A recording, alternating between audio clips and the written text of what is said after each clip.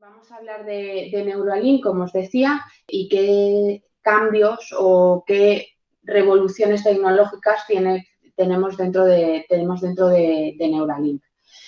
Lo primero que os quería comentar es que la ciencia ficción siempre ha inspirado a la ciencia, ¿no? Los frikis que veían películas de ciencia ficción ahora o los frikis de hace siglos que leían a Julio Verne, pues son los ingenieros, los científicos o los investigadores de la siguiente generación. Y estamos hablando de que, por ejemplo, en el caso de Julio Verne, en 1865 escribe Viaje a la Luna y 100 años después Neil Armstrong pisa la Luna. Es decir, la ciencia ficción nos ha dado muchos ejemplos de cómo usar la tecnología y de cómo vamos a ser capaces de sacarle partido a la tecnología. Luego nosotros hacemos eso realidad. Eso es lo que está pasando con Neuralink. Vamos a separar también la realidad de la ficción. Os pongo otro ejemplo. Os he puesto el ejemplo de Julio Verne, pero una de las cosas que hemos vivido durante estos años... A ver si arranca el vídeo. A shopping trip at home using the interactive television screen is a vast catalog, reviewing the possibilities, narrowing the choices, comparing the products. If a selection is made, an electronic credit card triggers payment from the family bank account into the stores. Pagando con una tarjeta. Y además... Going to the office, in this case traveling entirely by cable, talking to co-workers, attending a meeting. For individual work, the computer retrieves information or... Durante la pandemia. Esa fantasía pues se ha alcanzado 50 años después y además muy parecida a cómo nos la imaginábamos. Pues lo mismo pasa con Neuralink. Neuralink, hoy estamos aquí para hacer una revisión de Neuralink y como siempre la ciencia ficción se ha adelantado, pues en 2012 Jack Palance, que es el escritor, el guionista de Transcendent, pues presenta un guión que finalmente se convirtió en esta película tan taquillera y en la cual verdaderamente estaba haciendo lo mismo que está haciendo Neuralink. En 2019, pues 7 años después, se presenta el white paper de Neuralink explicando exactamente cómo está haciendo este tipo de conexión con el cerebro, este tipo de interfaz con el cerebro para poder descargar memorias recuerdos en un ordenador o incluso como en Transcendent, descargarte a ti mismo en un robot. No sabemos cuánto de eso será ciencia ficción dentro de unos años. Algo todavía seguirá siéndolo, pero mucho de ello no lo va a ser. Lo interesante de esto es que os pongo el ejemplo de Julio Verne y la Luna y la llegada a la Luna y son 100 años, os pongo el ejemplo del e-commerce y el teletrabajo y son 50 años, pero en el caso de Neuralink estamos hablando de solo 7 años, ¿vale? Y además tenemos que separar un poco las expectativas de la tecnología, que ahora lo veremos, de las realidades de la tecnología. Obviamente las expectativas trascenden y eso es lo que empezamos a caminar. Y, por cierto, llevan los científicos trabajando en ello mucho antes de la llegada de Neuralink y mucho antes de la llegada a Elon Musk al mundo de las PCIs. Pero la realidad es lo que vamos a revisar, hoy juntos. Esto que veis aquí en la foto es D-Link, ¿vale? D-Link se presentó en una demo en abril 2020, ¿vale? Llamada la demo de los 3 cerditos, que ahora os cuento por qué. Se trata de un implante que va dentro del cerebro, que va dentro del cráneo, a la altura del cráneo, engrasado, y que va conectado con unos filamentos a las neuronas. Esos filamentos tienen unos 3.000 detectores, de los cuales componen 1094 links, ¿vale? Ese filamento, ese dispositivo es un dispositivo en sí mismo, es decir, lleva entendiéndolo como un dispositivo de Internet de las cosas, lleva sus sensores, lleva su procesamiento y lleva su comunicación, ¿vale? Como os decía, tiene 1024 canales, tiene unas medidas muy pequeñas. Lo más interesante de las medidas es que tiene un grosor que es menor, tiene 8 milímetros, el grosor de nuestro cráneo es de 10 milímetros, entonces se enrasa verdaderamente con el cráneo, no se ve prácticamente después de la operación. Tiene además una sensórica interna para ver cómo está funcionando y cómo funciona la implantación, y luego tiene una tasa de transmisión a través de Bluetooth a un móvil o a un ordenador, ¿vale? Y lo que ellos dicen es que la batería dura toda la vida dura todo el día, para que luego por la noche tú lo recargas. ¿Cómo se recarga? Pues como se recarga vuestro smartwatch, a través de inducción, ¿vale? Se supone que durante la noche te pegas tu dispositivo por cercanía para poder recargar el implante. Y como os decía, pues justamente va en esa capa, se hace una incisión, se levanta, se corta cráneo y se pone el dispositivo, ¿vale? Y luego ese dispositivo va conectado a una app de tu móvil, en el cual estás recibiendo toda la señal cerebral que están cogiendo esos 1024 canales. Aproximadamente se asimila el canal a una neurona. Estarías como traqueando las señales sinópticas de 1000 neuronas, ¿vale? Os comentaba, se presentó en abril 2020 con la famosa demo de los 3 cerditos. ¿Por qué os cuento lo de la demo de los 3 cerditos? En la demo pues se presentó un cerdo que no tenía implante, un cerdo que lo había tenido y luego se le quitó, sobre todo para dar a entender que el implante no era agresivo, te lo podías quitar, lo podías cambiar, no tendría ningún sentido en el mundo en el que vivimos con cambios de dispositivos móviles y de interfaces, pues smartwatches o cualquier tipo de dispositivo médico wearable que estamos utilizando, que tienen pues una vida útil de N años, 2, 3 años, y luego lo cambiamos porque tenemos actualizaciones, etcétera, pues no tendría sentido no hacer ese ejercicio de quitarlo y ver que el cerdito está bien. Un último cerdito que sí que lo tenía implantado, y luego el cuarto cerdito sorpresa que tenía 2 implantados. Pero lo más interesante de estos cerditos es que básicamente lo que hacemos es traquear esas señales que estamos recibiendo de las neuronas. Y lo que hacen, y es lo más interesante, es una vez que sacamos esas señales, hacemos un análisis de las mismas, y a través de modelos de data science, modelos de inteligencia artificial, hacemos una predicción de cómo se va a comportar una cierta señal con la que yo correlo el dato que estoy recibiendo de las neuronas. Es decir, yo no le estoy diciendo al cerdito que ande. Lo que estoy viendo es cómo las distintas señales que tengo que se reciben de mi cerebro correlan, y analizándolas puedo predecir cómo se están moviendo cada una de las 4 patitas del cerdo, ¿vale? Al fin y al cabo es un sensor con una comunicación, son 1000 sensores con una comunicación, con un procesamiento, con una comunicación Bluetooth y con una recepción de esa señal para que luego posteriormente fuera del implante se analice todo. Es decir, que cuando Elon Musk dice que es la Fitbit del cerebro, efectivamente es la Fitbit del cerebro.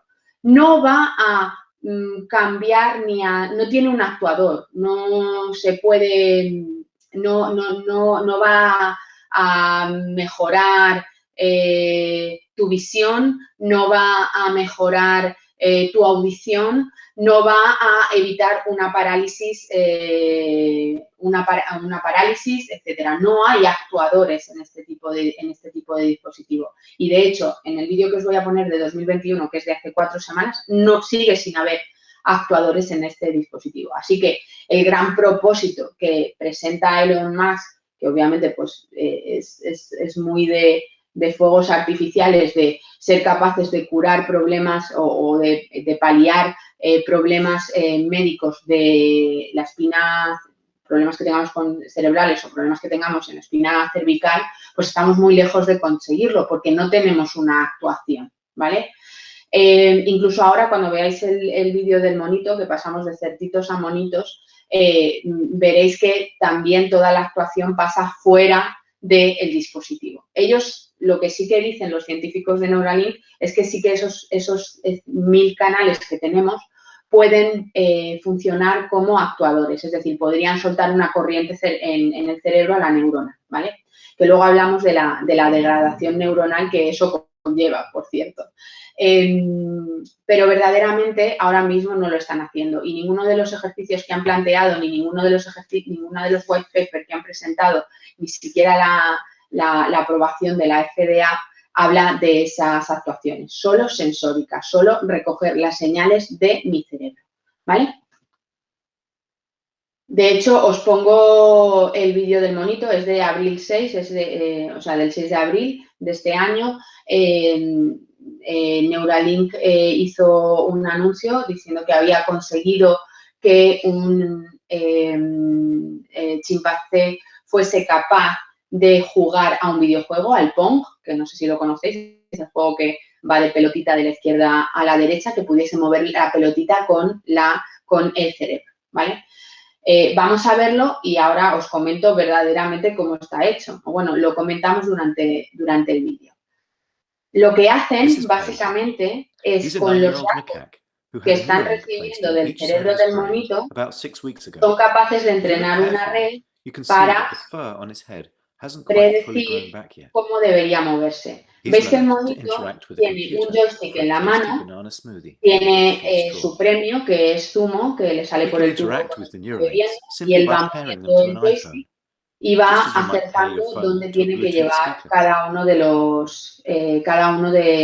bueno, en este caso los cuadraditos, como va moviendo la bolita para básicamente ser capaz de hacer un mapa de las señales que tengo en mi cerebro con respecto a cómo estoy haciendo el movimiento de mi mano para que se mueva en la pantalla la bolita de izquierda a derecha, de derecha a izquierda, de arriba a abajo, de abajo a arriba, ¿vale? Lo que verdaderamente están haciendo ellos es recoger todo este dato, ¿vale? Cuando tú recoges todo ese dato y lo analizas, puedes predecir en función de mira, cómo se mueve, cómo están siendo estas ondas cerebrales, podrías verdaderamente ver que el mono quiere que se mueva la bolita y que con el implante fuese capaz de ¿vale? Entonces, básicamente lo que hacen es que el ordenador mueve la bolita por el mono. El mono genera las ondas cerebrales o las cerebrales,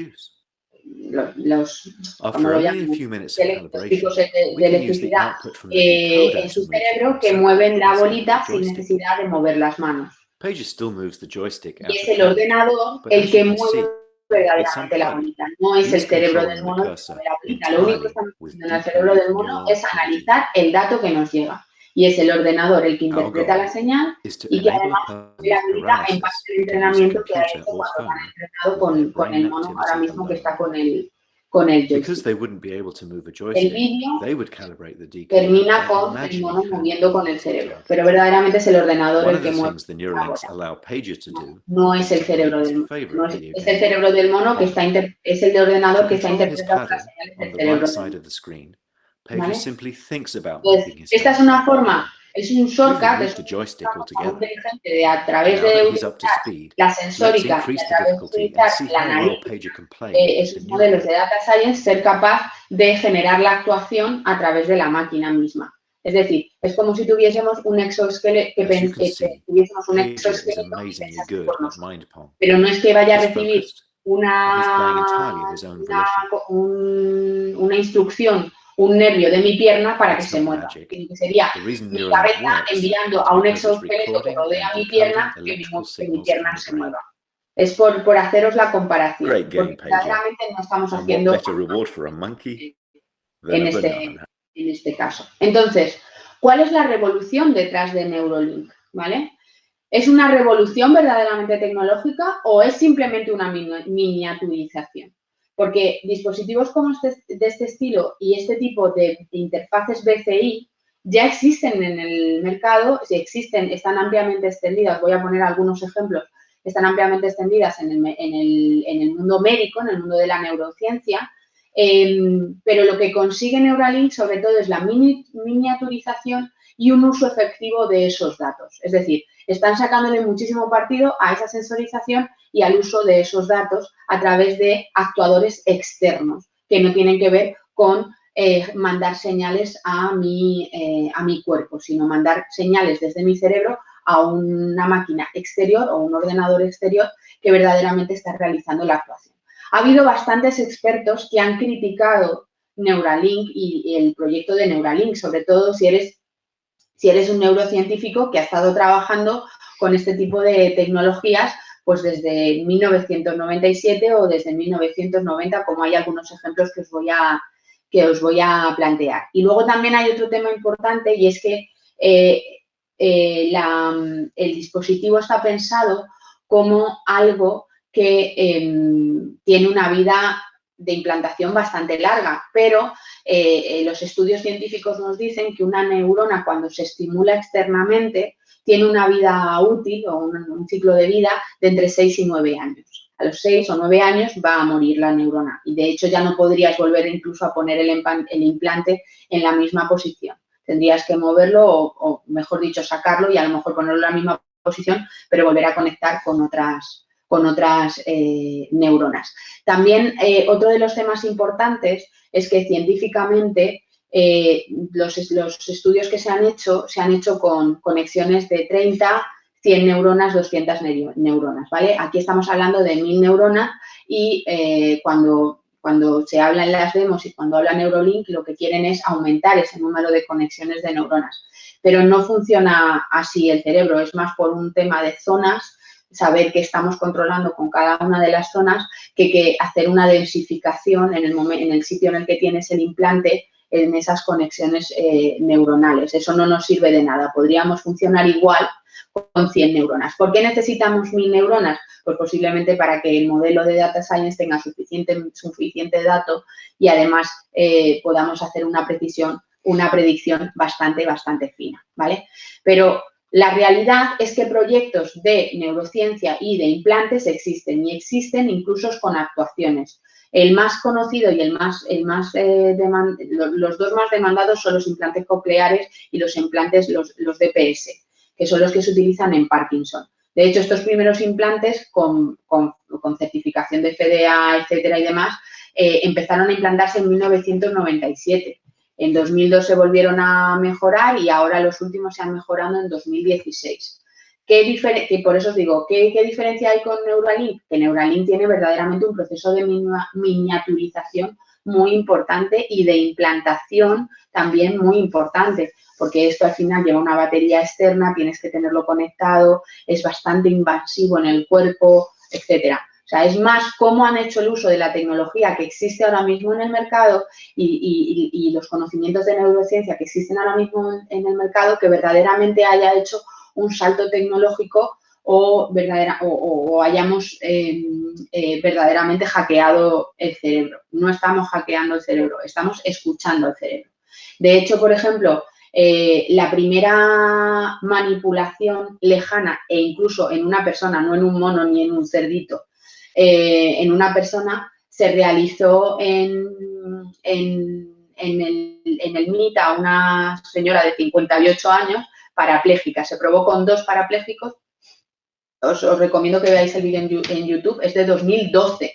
O sea, estamos hablando de de 6 años antes de que se formase la compañía Neuralink, que se forma en 2016, y casi 10 años antes de que salga el white paper. Y lo que hacía básicamente este proyecto, el Brain Gate, que se llamaba, que era el nombre que tenía la BCI, era que movías con el cerebro una máquina, un exoesqueleto, una mano robótica que te permitía, pues en este caso, a un parapléjico o a un tetrapléjico, pues mover cosas que necesita. ¿Cuál es la problemática? Pues que aquí en batería tenías que estar enganchado a un dispositivo muy grande, que además te conectabas al ordenador por cable, imagínate lo que suponía. Esto no es así, por eso digo que es más importante el ejercicio de miniaturización que se ha hecho con Neuralink que el ejercicio de cambio totalmente tecnológico. De hecho, en 2019 ya se empezó a trabajar con el proyecto DARPA, que empezaron 3 estudiantes de Carnegie Hall intentando controlar el cerebro conectarse al cerebro de una rata para controlar drones, ¿vale? Y que metió dinero la Armada Americana, por así decirlo. No sé cómo decirlo ahora, US Army, ¿vale? Metieron dinero en el proyecto, ¿vale?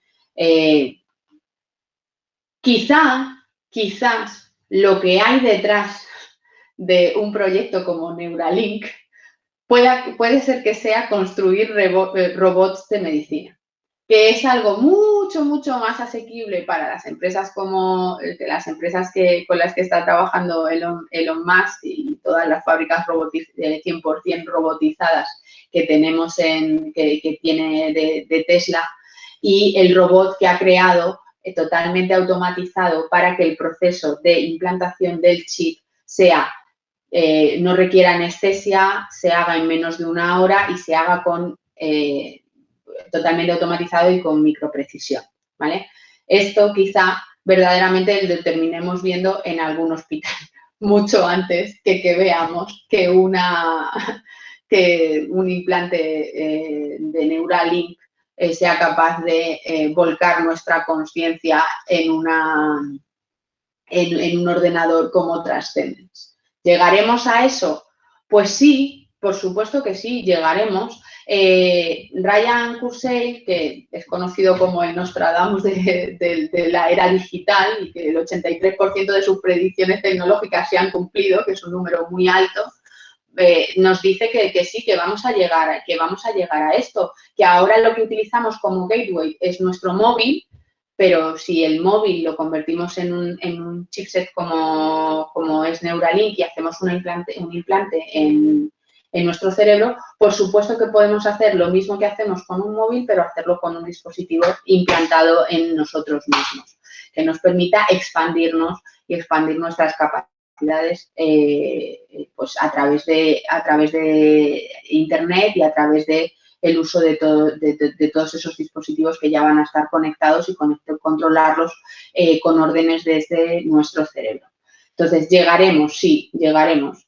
Y empecé con un libro, con un escritor, empecé con Julio Verne y termino con Arthur C. Clarke.